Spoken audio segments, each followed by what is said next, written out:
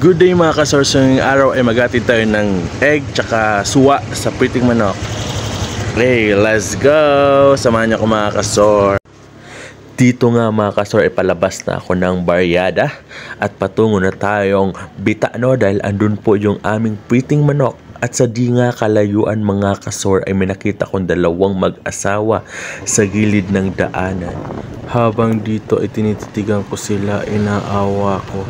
Kaya napagtanto ko na bilhan sila sa Priting Manok ng kahit kaunti lang. Ito ay budget meal at para na rin ay malagyan sila sa kanilang tiyan ng pagkain at makainuman lang. Kaya sa lahat ng gustong tumulong, any amount or any foods, at kung madaanan nyo sila sa gilid, sana naman po ay bigyan nyo sila. Thank you so much.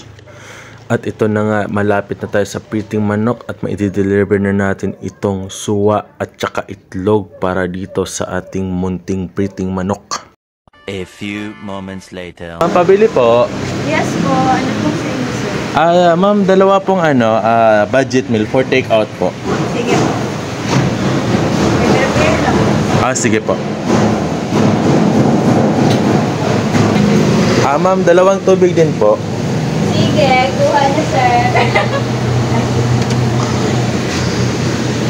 Dali ko, pilas ko po. Buka na po.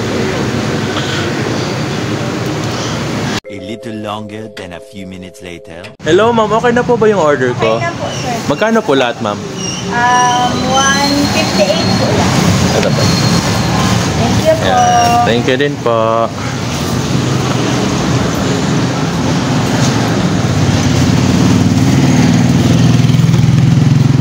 So let's go.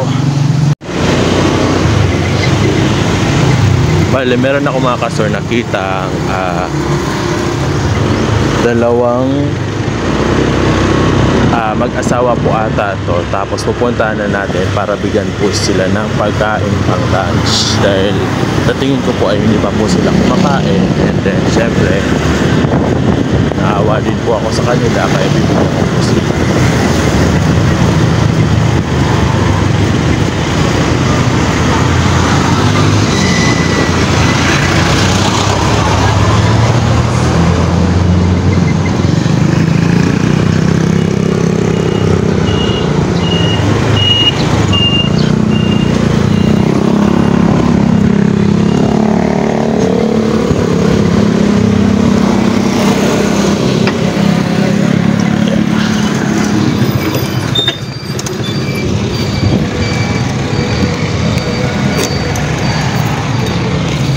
Dito na po sila.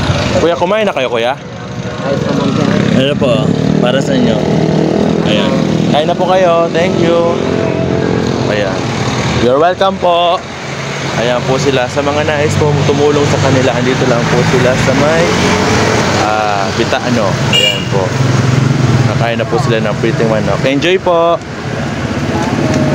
Welcome po.